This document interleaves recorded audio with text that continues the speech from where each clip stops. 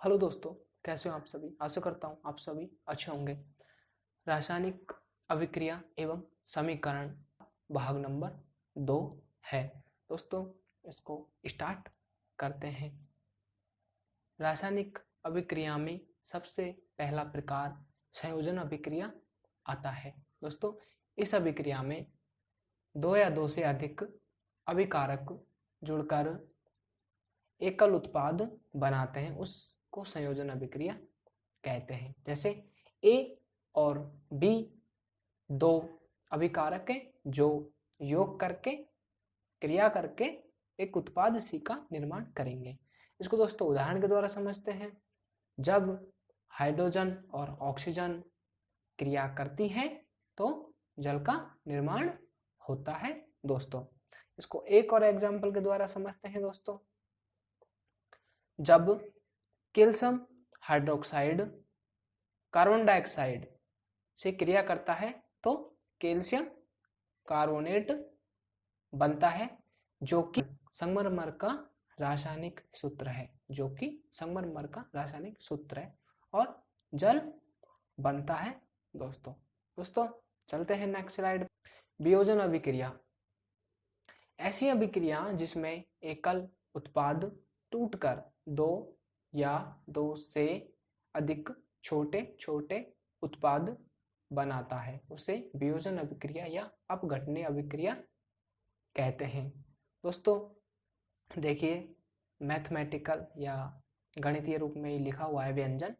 यहाँ पर ए है, वो एक अभिकारक है जिसमें बहुत सारे बड़े बंद होंगे जो क्रिया करके टूट जाता है छोटे छोटे उत्पाद बी और सी में। तो जाहिर सी बात है, इस अभिक्रिया में अभिकारकों के मध्य बने पुराने बंध टूट जाते हैं। और वियोजन अभिक्रिया 3 प्रकार की होती है। दोस्तों, नंबर 1 पर है ऊष्म वियोजन अभिक्रिया, नंबर 2 पर है विद्युत वियोजन अभिक्रिया, नंबर 3 पर है प्रकाशीय वियोजन अभिक्रिया। दोस्तों, इनको एग्जाम्पल की सहायता से समझने का प्रयास करते हैं। चलते हैं उसके लिए नेक्स्ट स्लाइड पर। ऊष्मीय वियोजन अभिक्रिया ऐसी वियोजन अभिक्रिया जिसमें एकल अभिकारक गर्म करने पर टूटकर दो या दो से अधिक उत्पाद बनाता है। दोस्तों, जब फेरस सल्फेट को ऊष्मा की सहायता से गर्म किया जाता है तो ये ferric oxide, sulphur dioxide gas और सल्फर ट्राइऑक्साइड गैस में विभक्त हो जाता है या टूटकर उत्पाद का निर्माण कर देता है। दोस्तों, जैसे को हमें पता है, फेरस सल्फेट है, ये सॉलिड के रूप में होता है, और फेरिक ऑक्साइड है, ये भी सॉलिड के रूप में होता है। ये सल्फर डाइऑक्साइड है, ये गैस के रूप में होता है, और सल्फर ट्राइऑक्साइड है, ये भी गैस के रूप में होता है। जानते हैं एक नेक्स्ट उदाहरण की सहायता से इस अभिक्रिया को। जब कैल्शियम कार्बोनेट, दोस्तों चूना पत्थर का रासायनिक सूत्र होता है CaCO3। किसका दोस्तों? चूना पत्थर का। फिर इसको ऊष्मा की सहायता से क्या करते हैं दोस्तों? हीट करते हैं, गर्म करते हैं, तो ये बुझा हुआ चूना, ये दोस्तों बुझा हुआ चूना का रासायनिक सूत्र है। ये बुझा हुआ चूना और कार्बन डाइऑक्साइड गैस में विभक्त हो जाता है, छोटे छोटे उत्पाद बन जाते हैं। दोस्तों चलते हैं नेक्स्ट स्लाइड पर। वैद्युत वियोजन अभिक्रिया किसे कहते हैं? ऐसी अभिक्रिया जिसमें एकल अभिकारक विद्युत धारा प्रवाहित करने पर टूटकर दो या दो से अधिक उत्पाद बनाते हैं, उसे वैद्युत वियोजन अभिक्रिया कहते हैं। दोस्तों, इसको एग्जाम्पल की सहायता से समझते हैं। दोस्तों, सबसे पहले हम क्या करेंगे कि प्लास्टिक का मग लेंगे। दोस्तों, प्लास्टिक का मग ले लिया, उस मग में ग्रेफाइट की रॉड, दोस्तों ये ग्रेफाइट की रॉड आपको दिख रही होगी, ये वाली 2 ग्रेफाइट की रॉड लगाएंगे उसमें मग में, क्या करके दोस्तों? छेद करके, और मग के नीचे वाले मतलब तल पर क्या लगाएंगे दोस्तों, एक रबड़ डॉट लगा देंगे जिससे बॉटल लीक ना हो, जिससे पानी बाहर ना निकले। फिर दोस्तों क्या करेंगे, उस मग में क्या भरेंगे दोस्तों, हम पानी भरेंगे, क्या, वाटर, जल भरेंगे उसमें दोस्तों, हम जल भरेंगे उसमें। उसके बाद दोस्तों उसको 6 वोल्ट की बैटरी, किसको दोस्तों, ग्रेफाइट की जो रॉड है उनको 6 वोल्ट की बैटरी की सहायता से जोड़ देंगे दोस्तों। उसके बाद हम क्या करेंगे, इस मग में H2SO4, क्या दोस्तों, H2SO4 की तनु बूंदे कुछ इसमें डालेंगे दोस्तों। जैसे कि मैं डाल देता हूं कुछ बूंदे, ये बूंदे इसमें डालेंगे और हम विद्युत धारा प्रवाहित करेंगे स्विच की सहायता से। स्विच बटन को प्रेस करेंगे, दबाएंगे तो विद्युत धारा प्रवाहित होने लगेंगी। तो हम देखेंगे कि जल में जब विद्युत धारा प्रवाहित की जाती है तो ऑक्सीजन, क्या दोस्तों, ऑक्सीजन के अणु कहां पे आ जाते हैं दोस्तों, एनोड पर दोस्तों। एक जो परख नली है या परख नली में ऑक्सीजन के अणु देखने को मिलते हैं, उस परख नली को या उस ग्रेफाइट की रॉड को हम क्या कहेंगे दोस्तों, एनोड। और जो दूसरी ग्रेफाइट की रॉड है उस पर हाइड्रोजन के अणु देखने को मिलेंगे, उसको हम क्या कहेंगे दोस्तों, कैथोड। जल में विद्युत धारा प्रवाहित की जाती है तो वो हाइड्रोजन और ऑक्सीजन में विभक्त हो जाता है, मतलब उत्पाद बन जाते हैं। अब जहां हाइड्रोजन में के अणु देखने को मिलते हैं दोस्तों, उसको तो हम कैथोड मतलब सी से व्यक्त कर रहा हूं, और जहां पे ऑक्सीजन के अणु देखने को मिलेंगे उसको एनोड दोस्तों, इसको मैं ई से व्यक्त कर रहा हूं, एनोड। ठीक है दोस्तों, बढ़ते हैं नेक्स्ट स्लाइड पर। प्रकाशीय वियोजन अभिक्रिया, ऐसी अभिक्रिया जिसमें एकल अभिकारक सूर्य के प्रकाश को अवशोषित करके 2 या 2 से अधिक उत्पाद बनाता है, उसे प्रकाशीय वियोजन अभिक्रिया कहते हैं। जैसे कि आपके सामने एग्जाम्पल के द्वारा समझते हैं, ये कोई खिड़की है दोस्तों, उसमें से सूर्य के प्रकाश की कुछ किरणें आ रही है। ये कोई हमारी टेबल है दोस्तों, इसके ऊपर एक प्लेट रखी है दोस्तों, चाइना डिश, जिसमें सिल्वर क्लोराइड, दोस्तों ये देखो आप, सिल्वर क्लोराइड भरा हुआ है, इसमें सिल्वर क्लोराइड भरा हुआ है, आपको दिख रहा होगा, ये सिल्वर क्लोराइड ये भरा हुआ है। तो दोस्तों हुआ क्या, जब सिल्वर क्लोराइड से सूर्य की किरणें क्या करती हैं दोस्तों, क्रिया करती हैं। जैसे कि देखो ये सिल्वर क्लोराइड है, सूर्य की उपस्थिति में ये क्रिया करती है, तो सिल्वर और क्लोराइड में ये टूट जाता है या नए उत्पाद बना देता है। ठीक है दोस्तों, चलते हैं नेक्स्ट स्लाइड पर। विस्थापन अभिक्रिया किसे कहते हैं, ऐसी रासायनिक अभिक्रिया जिसमें अभिकारक में उपस्थित अधिक सक्रिय तत्व कम सक्रिय तत्व को विस्थापित कर देता है, उसे विस्थापन अभिक्रिया कहते हैं। दोस्तों क्या, एक बार फिर से मैं रिपीट करता हूं, अधिक सक्रिय तत्व जो कम सक्रिय तत्व को विस्थापित कर देगा, उस अभिक्रिया को विस्थापन अभिक्रिया कहते हैं। दोस्तों देखो यहाँ पर सक्रिय तत्व Fe है, इसमें यह क्या करेगा, SO4 के साथ क्रिया कर लेगा, क्या दोस्तों, SO4 के साथ क्रिया कर लेगा। जो कॉपर सल्फेट है दोस्तों, ये कॉपर सल्फेट है, इसमें जो ये Cu है दोस्तों, इसको ये बाहर निष्कासित कर देगा दोस्तों, कहां पर, इसको ये बाहर निष्कासित कर देगा। ऐसे ही दूसरे एग्जांपल में Zn है, जिंक है, वो SO4 से क्रिया कर लेगा दोस्तों, और इस Fe को बाहर निष्कासित कर देगा, मतलब विस्थापित कर देगा। और ये जिंक जब सल्फेट से क्रिया करती है तो जिंक सल्फेट का निर्माण होता है। ऐसे ही Fe जब SO4 से क्रिया करती है तो फेरस सल्फेट का निर्माण होता है दोस्तों। चलते हैं दोस्तों नेक्स्ट स्लाइड पर। द्विविस्थापन अभिक्रिया। दोस्तों नाम से पता चल रहा है विस्थापन अभिक्रिया में क्या होता था, एक बार विस्थापन होता था, इसमें 2 बार विस्थापन होगा। ऐसी अभिक्रिया जिसमें रासायनिक परिवर्तन में भाग लेने वाले यौगिकों के मूलकों के परस्पर विनिमय से 2 नए यौगिक बनते हैं। दोस्तों परस्पर विनिमय, ये क्या करेंगे, एक दूसरे को अपने को परस्पर साझा करेंगे, एक दूसरे को अपने अणु या परमाणु देंगे। देखते हैं दोस्तों कैसे कोशिश करते हैं देने की। देखो इस अभिक्रिया में क्या है, ये सोडियम क्लोराइड है दोस्तों। जब सोडियम क्लोराइड किससे क्रिया करेगी दोस्तों, सोडियम क्लोराइड का ये NaNO3 मतलब नाइट्रेट से क्रिया करेगा तो सोडियम नाइट्रेट बना देगा। जबकि ये Ag किससे क्रिया करेगा दोस्तों, इस क्लोराइड से, मतलब सिल्वर से क्लोराइड क्रिया करेगा तो AgCl का निर्माण हो जाएगा। दोस्तों आपको समझ आ रहा होगा अच्छे से दोस्तों। चलते हैं दोस्तों नेक्स्ट स्लाइड पर। अवक्षेप।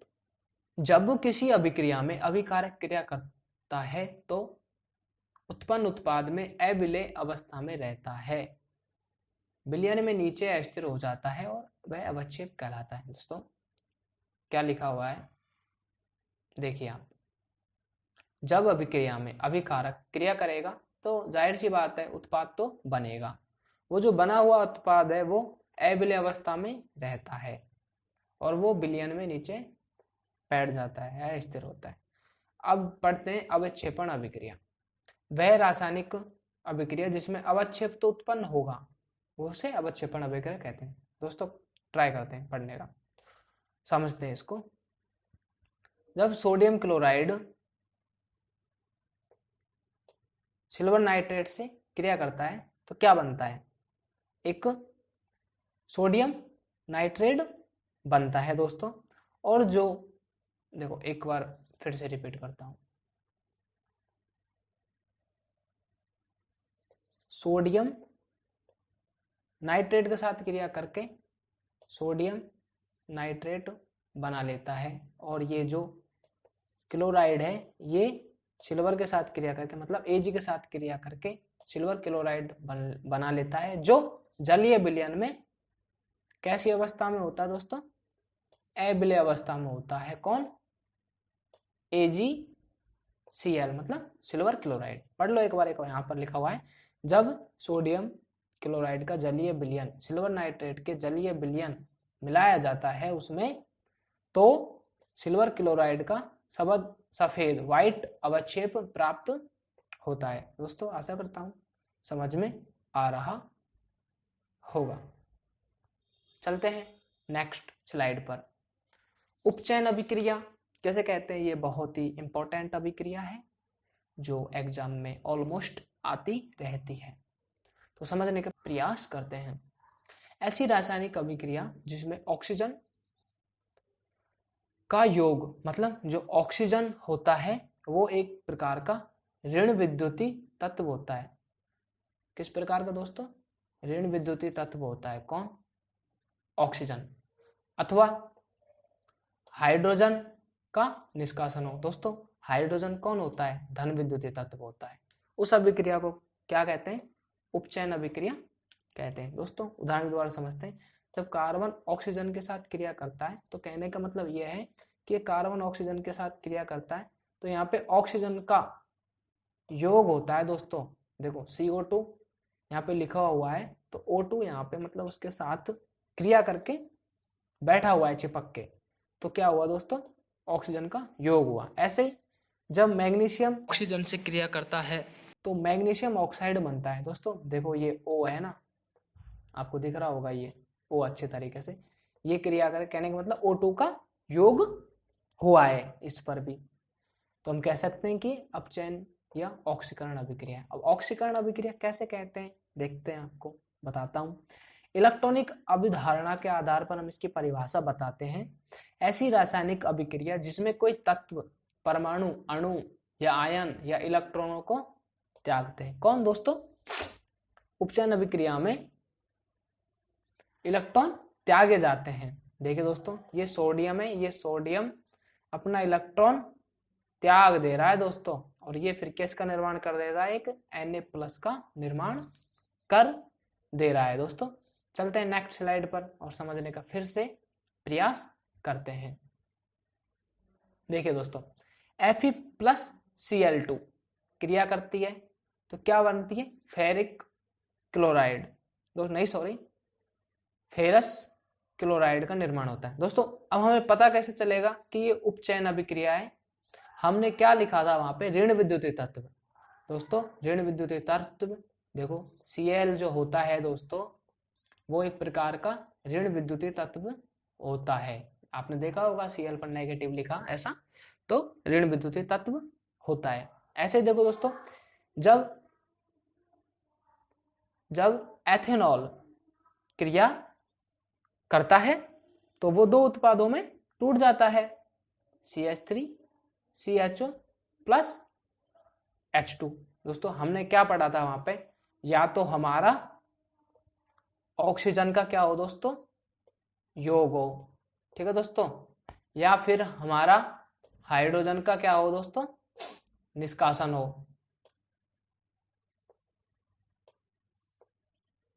तो देखो दोस्तों, यहाँ पे हाइड्रोजन का निष्कासन हो रहा है, ये एरो चिन्ह है वो दिखा रहा है कि हाइड्रोजन बाहर निकल रहा है, तो H2 का निष्कासन हो रहा है, तो ये उपचयन अभिक्रिया है। ऑक्सीकरण अभिक्रिया या उपचयन अभिक्रिया में ऑक्सीकरण अंकों में वृद्धि होती है दोस्तों।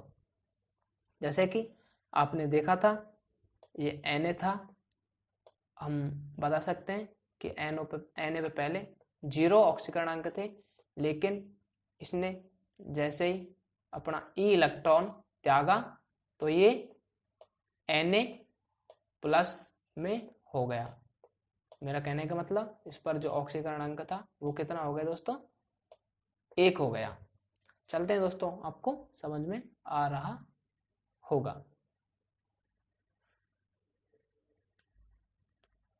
अपचयन अभिक्रिया ऐसी रासायनिक अभिक्रिया जिसमें हाइड्रोजन का योग, दोस्तों आपने क्या पढ़ा था कि हाइड्रोजन होता है वो विद्युत धनी तत्व होता है, अथवा ऑक्सीजन होता है वो क्या होता है? ऋण विद्युतीय तत्व होता है।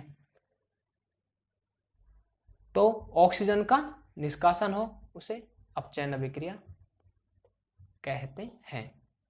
दोस्तों देखिए, मैग्नीशियम ऑक्साइड जब क्रिया करता है तो दो उत्पाद बनाता है, 2Mg मतलब magnesium plus oxide, magnesium plus oxygen. देखो दोस्तों, ये ऑक्सीजन है वो क्या हो रहा है? ऑक्सीजन का निष्कासन हो रहा है, मतलब वो बाहर निकल रही है रिएक्शन से। ऐसे ही सोडियम जब हाइड्रोजन से क्रिया करता है तो सोडियम हाइड्रोजन बनाता है।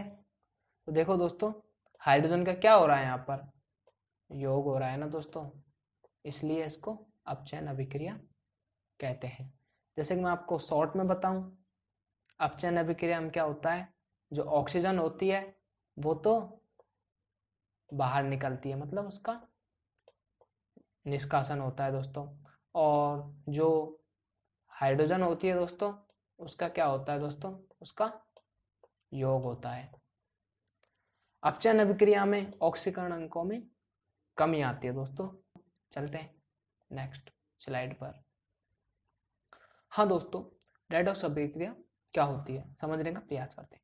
ऐसी रासायनिक अभिक्रिया जिसमें अपचयन और उपचयन दोनों अभिक्रिया साथ साथ होती है, अथवा इस अभिक्रिया में एक नया पदार्थ इलेक्ट्रॉन त्यागता है तथा दूसरा पदार्थ उन त्यागे हुए इलेक्ट्रॉन को ग्रहण करता है, उस अभिक्रिया को रेडॉक्स अभिक्रिया कहते हैं।